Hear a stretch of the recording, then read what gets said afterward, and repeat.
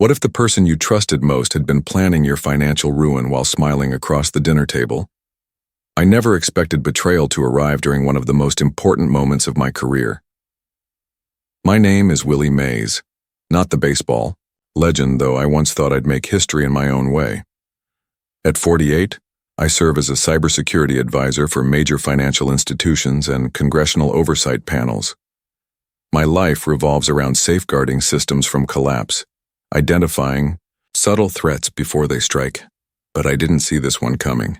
I was in Washington, testifying before Congress about the growing risks of digital financial manipulation, when my phone buzzed under the table. A message from Vanessa, my wife of over 2 decades. "I've transferred the funds, please don't. Contact me again, I need to be free." No emotion, no explanation, just attachment wrapped in cold efficiency. And with those 20 words, the life I thought I knew unraveled. But what she didn't know, what she never understood, was that I'd spent years building systems that didn't just protect others. They were designed, almost without my knowing, to protect me too. This isn't a story about heartbreak. It's about precision and the quiet justice that follows. Vanessa and I met in college, 2 driven minds from very different worlds. She studied communications with a gift for charm that could light up any room.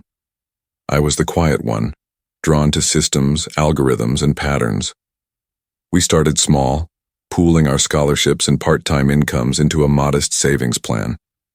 She'd tease me for tracking every dollar, but I believe security began with precision. Over the years, we built a life that seemed, on the outside, ideal. When my knee injury ended my short-lived professional baseball career, I pivoted. I wasn't going to waste the discipline I'd learned on the field. I returned to school, earned a master's in information security, and built my career from the ground up. By the time I turned 40, I was consulting with government agencies, advising banks on multi-layered fraud prevention, and running a boutique firm that quietly protected billions in assets. Vanessa thrived too.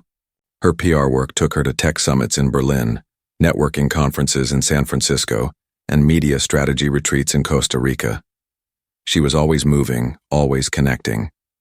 We joked that I built digital fortresses while she built public empires. It worked, or so I believed.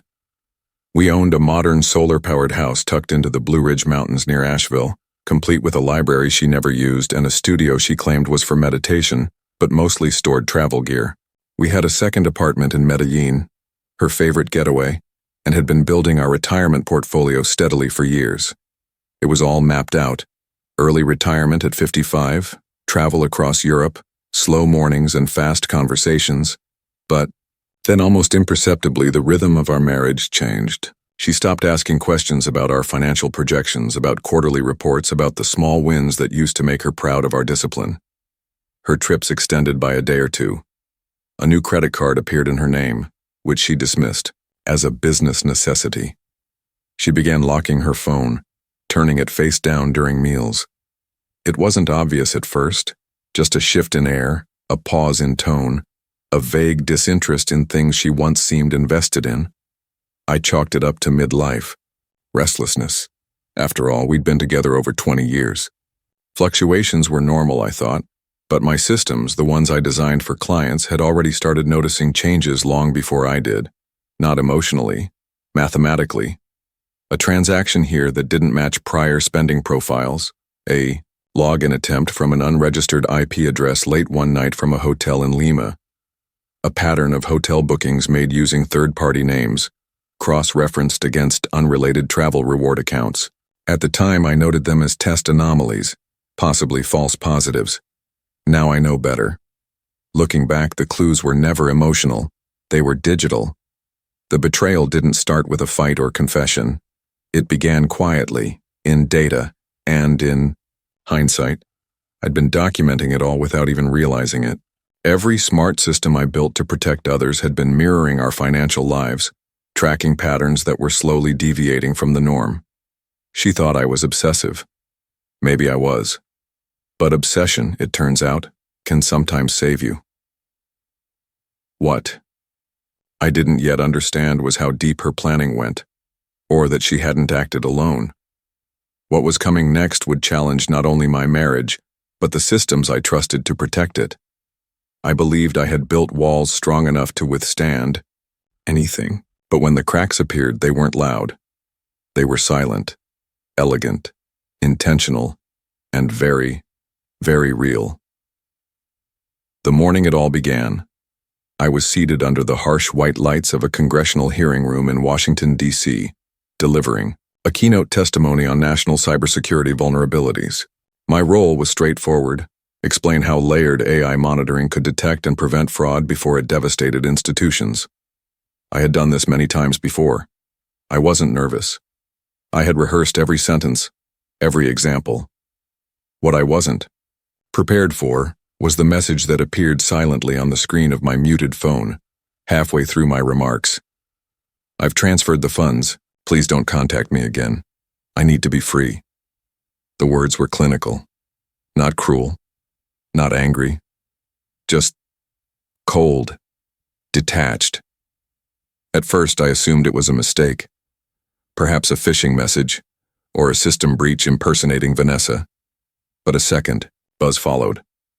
Then a third, screenshots of transfer confirmations, large sums, all from our joint investment portfolios, several nearing maximum daily withdrawal thresholds. Vanessa wasn't in Asheville. She wasn't in Atlanta. The IP address, pinged from Aruba. I blinked twice, folded the phone under my briefing folder, and finished my statement. My voice remained steady, my hands unmoved, but inside a slow implosion began. I wrapped up the session with a warning about how cyber threats often come disguised in routine activity. The irony did not escape me. Outside, I found a quiet bench, facing the reflecting pool, and opened my secure dashboard, a platform I'd custom-built over 5 years, originally to monitor institutional money flows for fraud detection. But quietly, I'd adapted it to include our household finances, not out of paranoia but out of habit, a side project, something that brought me peace of mind. And that morning, it came alive. Multiple red flags had been triggered within minutes of her transfers. Biometric authentication mismatch, unrecognized device access. Funds moved in rapid succession to newly created accounts under her personal LLC name, accounts that had been dormant for years. All of it bore the signs, not of recklessness, but of orchestration. She had planned this, not hours ago, not days ago, weeks, months possibly. Still, part of me hoped it could be undone with a conversation, a moment of madness, a cry for space. But then I saw the fourth message. "You always controlled everything, the money, the pace, the plans. I want something that's mine now." And just like that, the narrative shifted. This wasn't a mistake. It wasn't impulsive. This was her exit strategy, and she thought I wouldn't see it coming. What she didn't realize, what she had never cared to understand, was that I'd spent 2 decades preparing for threats. I had quietly automated safeguard protocols across our accounts, linking them to centralized behavioral checks, not because I feared her, but because systems, once built well, should never rely on assumptions. The moment Vanessa initiated her transfers, my fraud prevention protocols kicked in. A dual authentication request failed.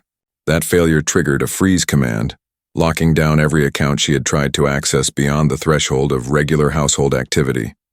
Within 10 minutes, our retirement portfolio was inaccessible to both of us, pending review. The house, equity loan she attempted was flagged. The new credit lines she tried to open under her business alias were automatically denied. I didn't need to interfere. The system handled it. I sat there watching the indicators shift from amber to red to sealed. There was no sense of triumph, only a cold, sharp clarity.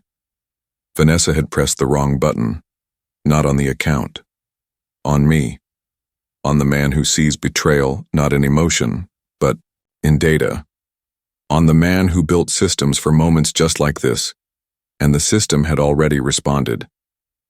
By the time Vanessa touched down in Aruba, her carefully orchestrated plan had already started to crumble. She hadn't anticipated that my systems, designed for government-level cyber defense, would treat her like any other threat once her behavior broke protocol. The rules were impartial. Her intentions didn't matter to the software, only the patterns did. The transfers she initiated were flagged not just by my internal dashboard, but by the financial institutions themselves. The timing, the velocity, the destination accounts, they tripped automated reporting triggers under federal anti-money laundering frameworks. What began as a personal betrayal had now triggered institutional responses. The alerts weren't personal. They were procedural. That night, while Vanessa likely celebrated with Derek, the PR executive I now suspected was more than just a colleague, her phone began to fail her. The first card denial came when she tried to book a private resort suite. The second at a beachfront restaurant. The third when she attempted to withdraw cash from an ATM in Oranjestad. Each attempt was met with a familiar message. Transaction declined. Account under investigation. She must have panicked. And yet I didn't hear a word from her. Not a call, not a text, not even an explanation. I imagined her scrambling, confused, trying to understand why she couldn't access the funds she'd so carefully redirected. She had underestimated the infrastructure she'd lived beside for 2 decades without truly understanding. She had lived with the architect of digital safeguards, but she'd treated me like a man who only balanced checkbooks. The next morning, I sat in my home office in Asheville and opened the live audit logs. My system had done its job, compiling a clean chain of evidence, time-stamped actions, IP addresses, access points, confirmation denials, geolocation inconsistencies, and biometric mismatches. I had all of it in a single encrypted archive. In my world, that was more than defense, that was armor. I didn't contact her. I didn't have to. Her silence was its own admission. But the system kept feeding me data. One of her new LLC accounts, Velinara Consulting, had attempted to receive a wire from our joint investment account, masked as a vendor payment. It was denied by the bank's security layers and flagged as a possible case of identity laundering. The moment that happened, federal, financial compliance logs were automatically notified, not because I asked, but because the systems were connected. Financial intelligence units had access. My protocols mirrored real-time fraud compliance practices used by federal institutions. Vanessa had unknowingly committed the digital equivalent of walking into a vault with a fake ID under a camera she didn't know was there. Still, I didn't smile. I didn't pace or curse or feel anything that resembled revenge. What I felt was confirmation that the years I had spent building protection not only for clients but for our household had been worth it. Quiet, detailed, invisible work, suddenly, lit up in moments of crisis. I got an email from my lead engineer. "We picked up an external access attempt using your home credentials. It failed. Want us to elevate the block level?" I replied, "No need, it's already over." And in a way it was, not legally, not publicly, but operationally. Vanessa's attempt to disappear with nearly $1 million had been shut down before it could breathe. The accounts were sealed. The money was intact. The deception exposed. She'd counted on secrecy, on my distraction, on the blind spot that trust creates. But what she didn't count on was the truth. I never stopped watching, not her, but the numbers. And numbers don't lie. The system wasn't designed for revenge, but it was built for resilience. And it had just passed its most personal test. I often wonder whether the betrayal started with a single decision, or if it was built over time, layer by layer, like sediment settling at the bottom of a river. Trust doesn't disappear overnight. It dissolves slowly until what remains is just the shape of something that used to hold weight. In the beginning, Vanessa and I were inseparable. She was magnetic, brilliant with people, quick-witted, full of life. I was the grounded one, methodical, patient, always thinking 10 steps ahead. We fit together like code and interface, opposites, but complementary. When I left baseball and redefined my future in tech, she never hesitated. She supported me through sleepless nights during grad school, helped launch my first consulting contract, and celebrated every success like it was her own. We bought our Asheville home after my second major government client signed on. She called it our fortress in the forest. It was peaceful there, Clean air, floor-to-ceiling glass, filtered light through the trees. It felt like stability. Handled the numbers, not because she couldn't, but because she said she didn't want to. "You're better with details," she'd tell me. "I just want us to be okay." So I designed our life like I would a secure system, layered redundancies, encrypted accounts, automatic audits. I wasn't paranoid, I was precise. Vanessa thrived in different ways. Her charisma made her a favorite at networking events and media retreats. She could convince investors to believe in startups that barely had products. She had a way of speaking that felt personal, even when it was rehearsed. And I was proud of her. I didn't just love her, I admired her. But over time, admiration gave way to distance. She stopped celebrating small wins. She began to treat my caution as overbearing. "You don't trust me," she said once after I asked about a charge on her business card that didn't match our budget forecast. "It's not about trust," I replied. "It's about transparency." She didn't answer, just walked away. I should have seen it then, not the betrayal, but the shift. The way her tone changed when we talked about the future. The way she bristled when I brought up investment adjustments. The trips she extended without notice, the passwords she began changing. Once I noticed a second mobile phone in her carry-on. She said it was for a client. I didn't ask further. Because when you've built a life with someone, your instinct is to protect the image of that life, even when the foundation begins to erode. Still, my habits never changed. I updated our account monitoring system monthly. I installed new tracking layers not to spy, but to stabilize.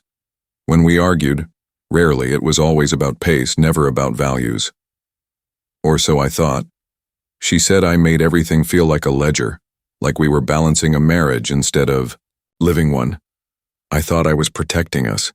She thought I was controlling her. It wasn't control. It was caution, the kind that comes from watching too many people lose everything because they ignored red flags until it was too late. When Vanessa started researching offshore trusts and alternative asset classes under her LLC name, the system flagged it as anomaly. I dismissed it. I told myself it was a PR strategy, maybe a client project. The systems knew before I did. They whispered a warning I wasn't ready to hear.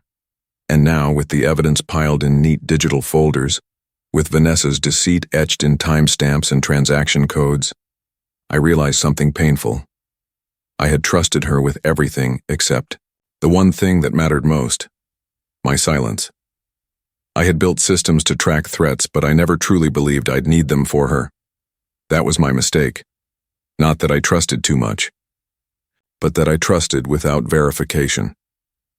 After the system locked Vanessa out and the dust began to settle, I found myself pacing the hardwood floor of our Asheville home in silence. The house had never felt so large. Every corner whispered a memory. Her laugh echoing off the kitchen tiles, her voice humming through Sunday mornings. But now it felt hollow, like the framework of something no longer lived in. I didn't grieve. Not yet. Instead, I turned inward. I did what I always do when confronted. With chaos, I investigated. I began tracing her movements over the past 6 months with the same precision I used when auditing a breached network. What I uncovered was meticulous. There were recurring flight patterns to cities where she claimed no meetings were scheduled, lodging paid through gift cards or prepaid apps under alternate names, restaurant tabs at locations known for high-profile client entertainment, though no clients ever followed. On one occasion, she had booked 2 rooms at a boutique hotel in Bogota, both under separate aliases with staggered check-ins. I followed digital trails most people didn't know they left behind.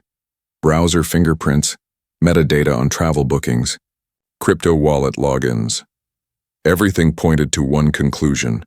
This wasn't an emotional departure. It was an operation. Vanessa had not just walked away.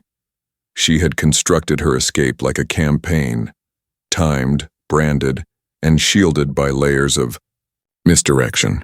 She had created a parallel identity, not to survive, to relocate herself, emotionally and financially, away from the life we built.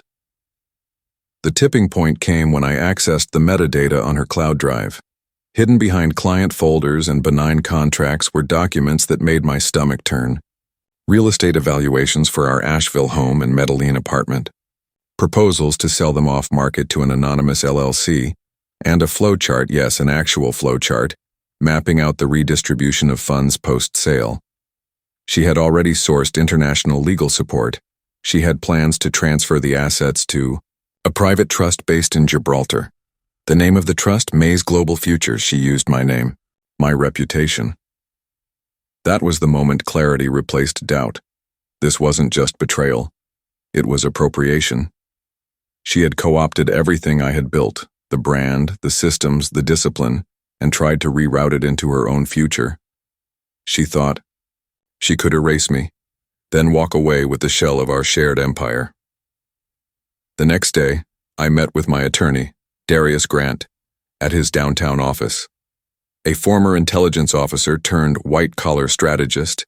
He listened without flinching as I laid out the timeline, the documents, the behavioral data. When I showed him the trust paperwork and the shell companies Vanessa had established, he leaned back, steepled his fingers, and said, "She's not just leaving you, she's laundering your entire life." We began drafting the legal framework for what would come next. Not out of anger, but to contain the fallout. I didn't want retribution, I wanted separation.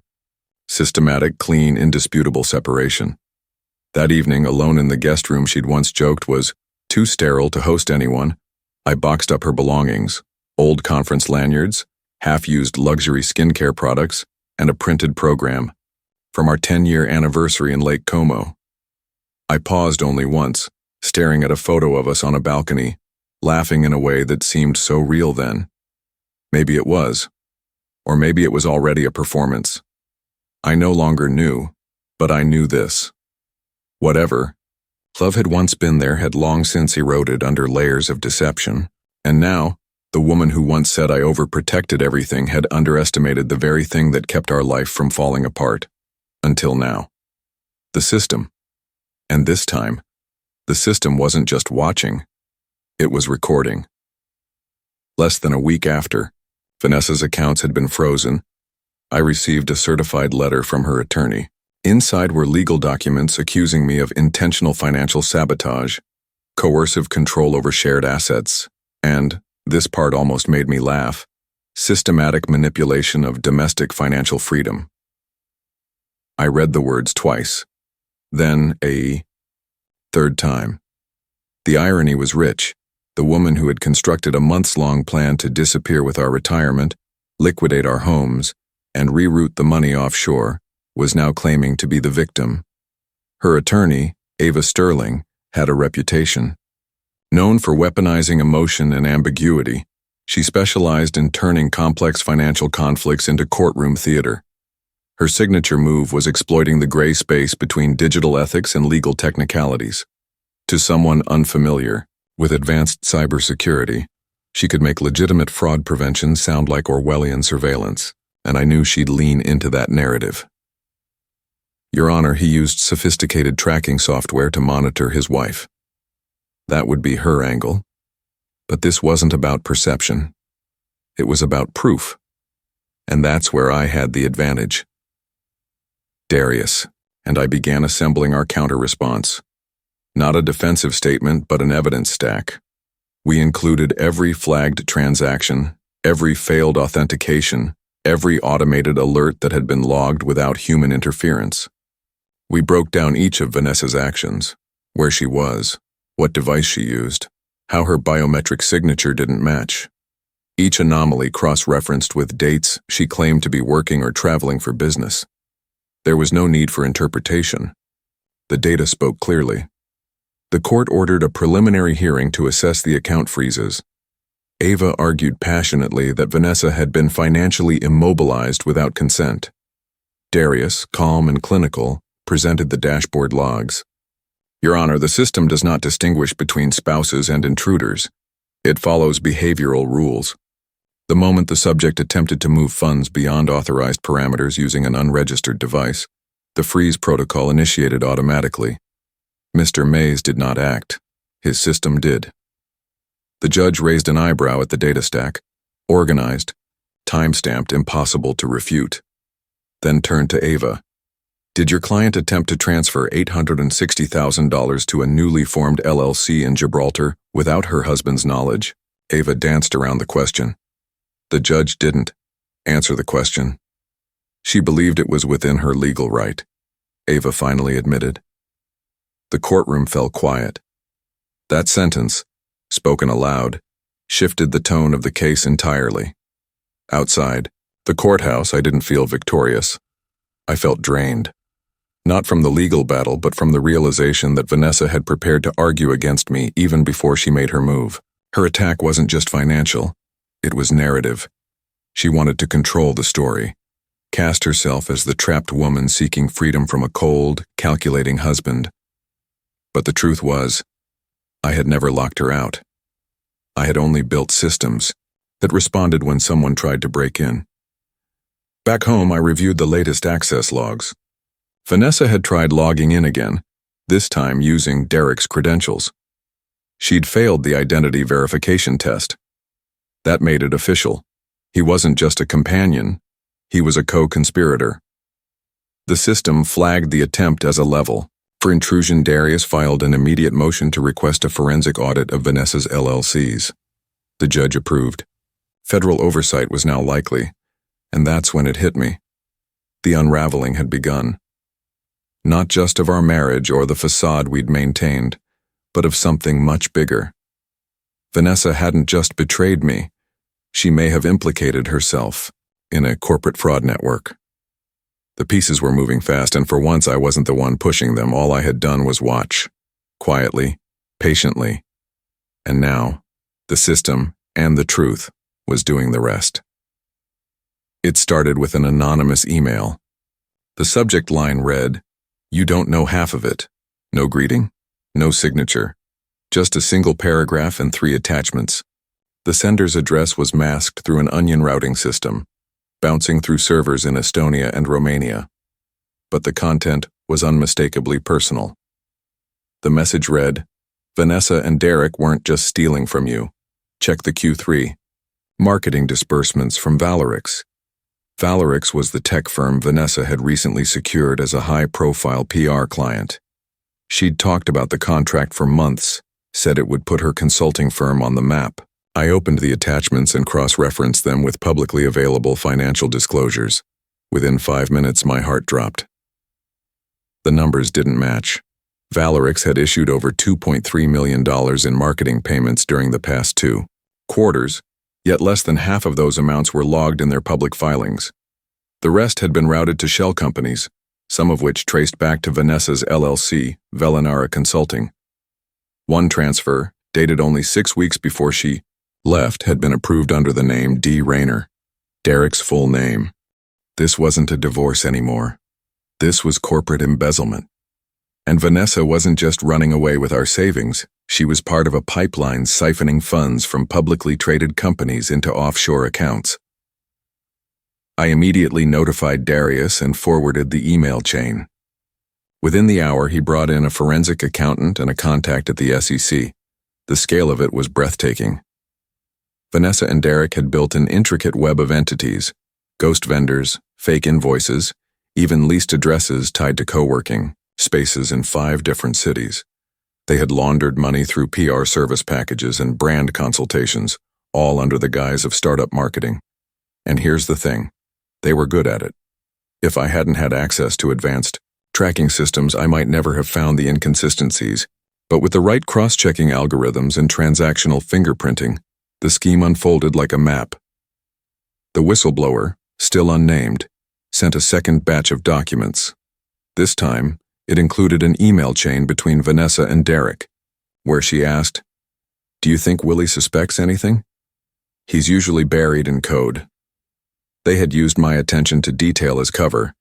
They had assumed that my focus on large-scale systems would keep me from noticing what was happening under my own roof, that I wouldn't question the increase in client dinners or the sudden interest in liquidating the Medellin flat. They'd banked on my silence. But now, every move they made was visible. I traced a payment that had gone from Valerix to a company called Beltide Group, which then sent 60% of that sum to Velinara. 2 days later, Vanessa used that exact amount to place a down payment on a pre-approval for a property in Tulum, registered under a different surname. The network was unraveling, and fast. The SEC assigned a case officer. The IRS flagged Vanessa's last 2 returns for discrepancies. A request was filed to seize the server of Velinara Consulting pending fraud investigation. But the moment that hit me hardest came when Darius said, "You do realize this is likely federal wire fraud, right? And with the international transfers, they could be facing RICO-level charges." It was surreal. The woman I shared 20 years of my life with, the one who once decorated our home office with framed quotes about vision and trust, had not only betrayed me, but had become the orchestrator of a sophisticated financial crime ring. And I hadn't stopped her with emotion, or confrontation, or pleas for honesty. I had stopped her with patterns, with systems, with the very tools she used to underestimate me. Justice had taken the first step. Now, the real reckoning was coming. By the end of the second week, the quiet hum of digital investigation had become a full-scale legal offensive. What began as a domestic betrayal had now escalated into an active federal case. Vanessa's accounts were not just frozen, they were being dissected. Every transfer, every client invoice, every email she had sent in the past 18 months was now part of a forensic audit, led by the IRS Cybercrimes Division and a joint task force from the Securities and Exchange Commission. It moved faster than I expected. Once the SEC confirmed the authenticity of the anonymous whistleblower's evidence, subpoenas were issued. Bank records from multiple countries were requested. The LLCs Vanessa had created were cross-referenced with financial activity from other consulting firms. Within days, patterns emerged, suspicious withdrawals mirrored across different companies, many of which had only existed on paper. Then came the knock at my door. 2 agents, one from the Department of Treasury, the other from the FBI's white-collar crime unit. Not as suspects, but as collaborators. "Mr. Mays," one of them said calmly, "your monitoring systems did more than protect your own funds. They exposed a larger criminal architecture. We believe you have the clearest evidence trail on what may become a multi-state wire fraud case." I let them in, pulled up the encrypted logs on my terminal, and began to explain. For 2 hours, I guided them through the architecture, how the behavioral tracking algorithm flagged transactions based on deviation, how device fingerprints helped detect unauthorized access, and how the system automatically compiled audit trails for every anomaly. I wasn't emotional. I was clinical, precise, thorough.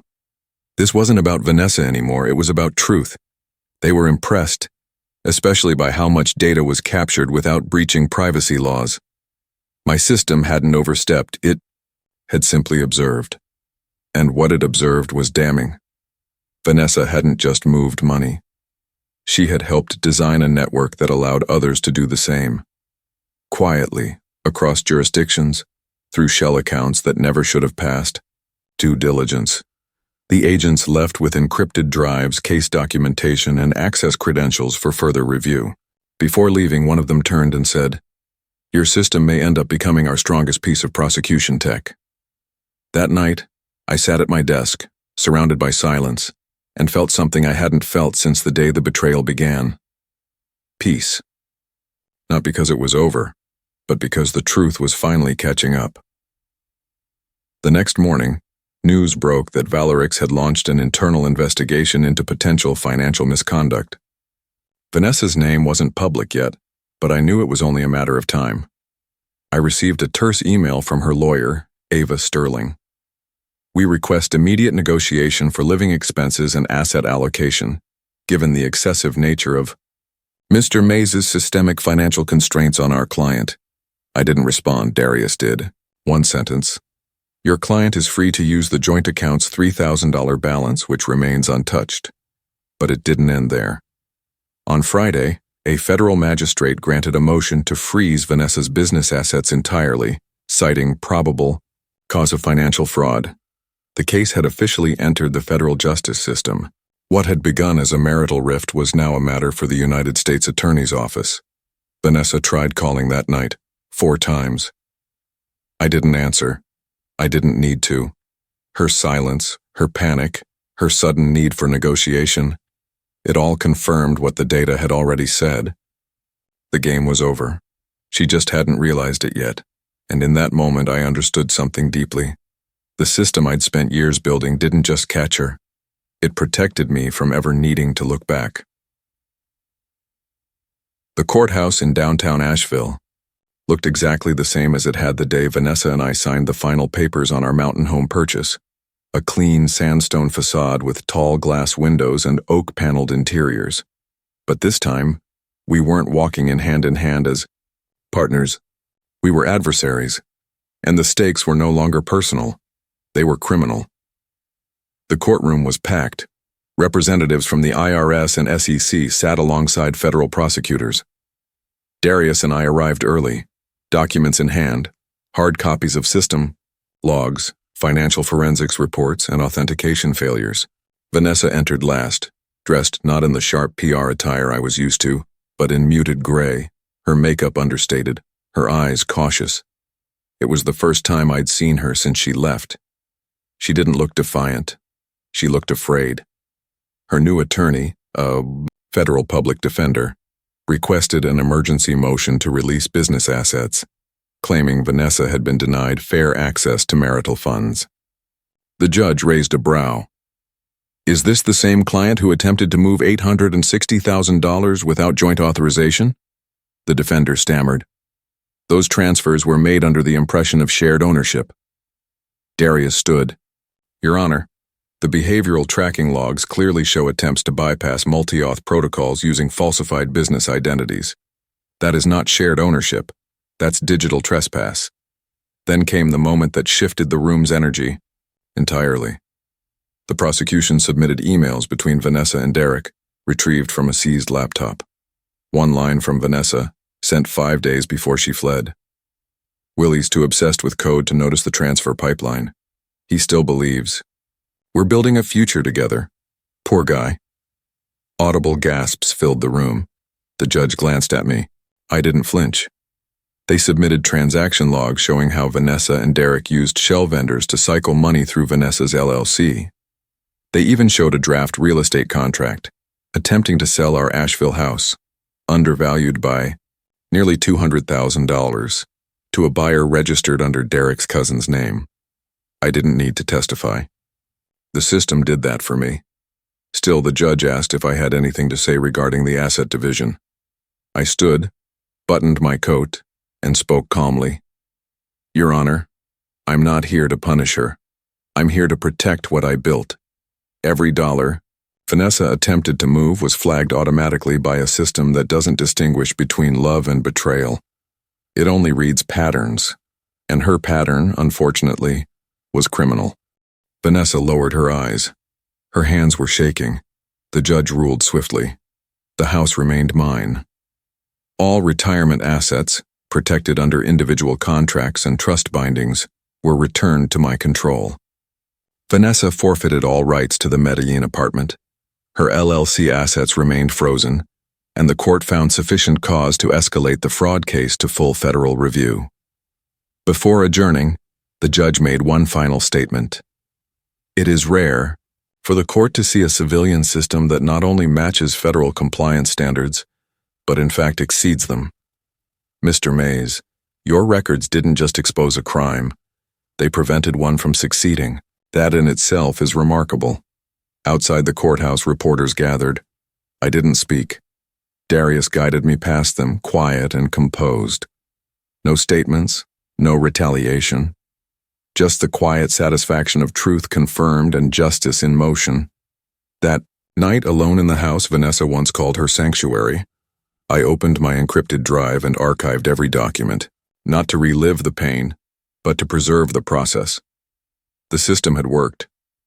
Not because I forced it to, but because it was built to recognize betrayal the moment it crossed a line. Vanessa crossed that line, and now the law had caught up, not with fury, but with facts. In the weeks that followed the hearing, the velocity of change was both disorienting and strangely clarifying. Vanessa's world began collapsing inward, while mine, piece by piece, began realigning. The media picked up fragments of the story. PR executive accused of orchestrating multi-state financial fraud, but my name, thankfully, was kept out of most headlines. I hadn't sought public vindication. I didn't want a story. I wanted peace. The U.S. Attorney's Office issued formal indictments against Vanessa, Derek, and 4 additional accomplices.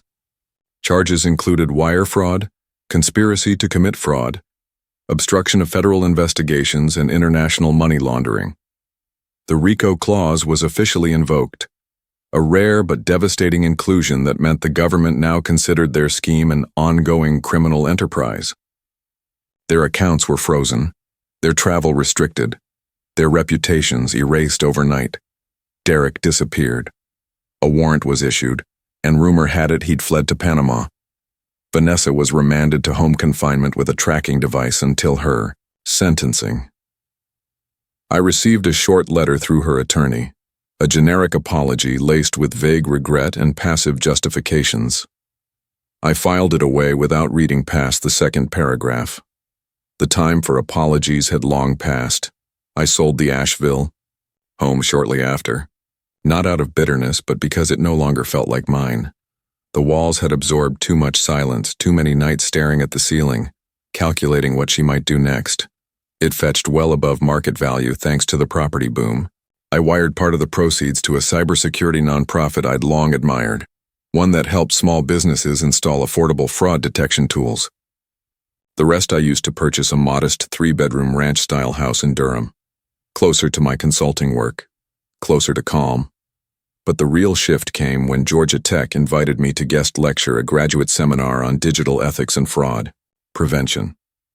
One session turned into a series into a contract. By spring, I was co-teaching a course titled Patterns of Betrayal, Ethical AI in the Age of Financial Manipulation. The irony wasn't lost on me. The students were sharp, eager. Many of them had read about the case in tech journals. They asked probing questions, not just about the system I built, but about the human side. Did you ever suspect her? Why? Didn't you act sooner? Would you do it all again? I answered honestly. I suspected, I said, but I wanted to be wrong. Systems don't have the luxury of hope. People do. And that was the most difficult lesson of all. Hope had kept me from intervening earlier.